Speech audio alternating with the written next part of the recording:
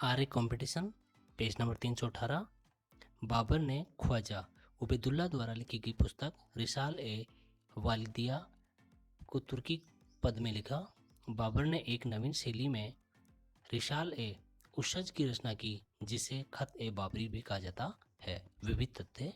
बाबर ने सड़क नापने के लिए गज ए बाबरी का प्रयोग किया। बाबर ने हुमायूं को यह सलाह दी कि संसार उसका है जो परिश्रम करता है तथा किसी भी आपत्ति का मुकाबला करने की क्षमता रखता है। बाबर को बाग लगाने का बड़ा शौक था। उसने ज्यामिति विधि से बाग लगवाए। आगरा में नूर अफगान बाग, जिसे अब आराम बाग कहा जाता है, बाबर ने लगवाया। बाबर ने एक बार तैरकर गंगा नदी को पार किया था। बाबर ने वजहदारी की एक नई प्रथा शुरू की।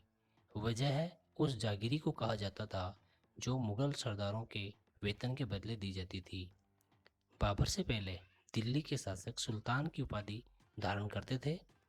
बाबर ने सुल्तान के स्थान पर बादशाह की उपाधि धारण की। बाबर ने खलीफा का आधिपत्य भी स्वीकार नहीं किया। बाबर के भारत आगमन के बाद कुषाण साम्राज्य के बाद पहली बार काबुल एवं कांधार उत्तरी भारत में शामिल हुए।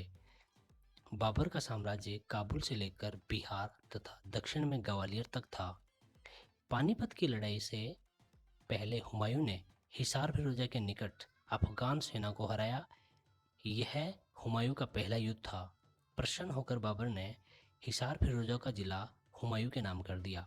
Doctor S.R. शर्मा ने बाबर की तुलना इंग्लैंड के ड्यूटर वंश के शासक हेनरी सप्तम से की है। बाबर को मुगल वंश की स्थापना के कारण इतिहास के प्रसिद्ध विजेताओं के बीच उच्च स्थान पर रखा जाता है। लैंडफूल के अनुसार बाबर भाग्यशाली सैनिक था, न कि साम्राज्य निर्माता। हुमायूं 1530 से 1556। बाबर के 4 पुत्रों में हुमायूं सबसे बड़ा था। हुमायूं का जन्म बाबर की तीसरी पत्नी माहम बेगम से 1508 ईस्वी में काबुल में हुआ। हुमायूं के छोटे भाई कामरान और अस्करी गुलरुख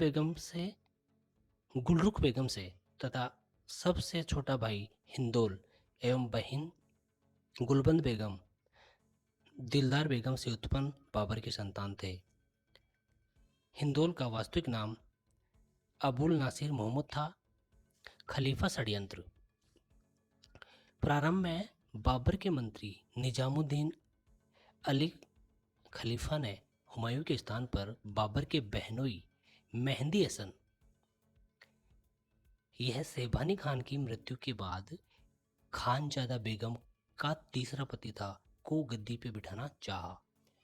यह मीर खलीफा षड्यंत्र था, किंतु बाद में मीर खलीफा ने हुमायूं को ही बादशाह बनाया। खलीफा षड्यंत्र का उल्लेख निजामुद्दीन अहमद ने तबकात अकबरी में किया है। हुमायूं 30 दिसंबर 1530 ईस्वी को हिंदुस्तान के सिंहासन पर बैठा। हुमायूं द्वारा साम्राज्य विभाजन। हुमायूं ने बाबर के आदेश के अनुसार अपने भाइयों में साम्राज्य विभाजन किया। ऐसा करने वाला यह एकमात्र मुस्लिम शासक था। साम्राज्य विभाजन ही हुमायूं की असफलता का सबसे बड़ा कारण था। दूसरा कारण उसका कमजोर चरित्र था। कामरान को काबुल एवं कंधार, अस्करी को संभल, हिंदोल को मेवात की जागीरी मिली। हिंदोल ने आगरा में शेख बहलोल को मारकर सम्राट की पदवी धारण की। अपने चचेरे भाई सुलेमान मिर्जा को बदख्शा की जागीरी दी। हुमायूं के 3 प्रबल प्रतिद्वंदी उसके निकट संबंधी थे जो मिर्जा कहलाते थे। ये थे नंबर 1 महमूद जमान मिर्जा, नंबर 2 मिर्जा मोहम्मद सुल्तान, नंबर 3 मेहंदी ख्वाजा। अफगानों की शक्ति अभी पूरी तरह नष्ट नहीं हुई थी। अफगानों का नेता शेर शेरशाह सूरी था जो हुमायूं का सबसे बड़ा विरोधी था। हुमायूं के प्रमुख अभियान। हुमायूं ने सर्वप्रथम 1531 ईस्वी में कालिंजर के चंदेल शासक प्रताप रुद्रदेव को पराजित किया तथा हिंदू मंदिर तुड़वाए। नंबर 2 हुमायूं ने अगस्त 1532 ईस्वी में गोमती नदी के किनारे दोहरिया के युद्ध में अफगानों को हराया। अफगानों का नेतृत्व महमूद लोदी कर रहा था। इस युद्ध में शेर खां मोहम्मद लोदी के साथ था। दोहरिया उत्तर प्रदेश के बाराबंकी जिले में है।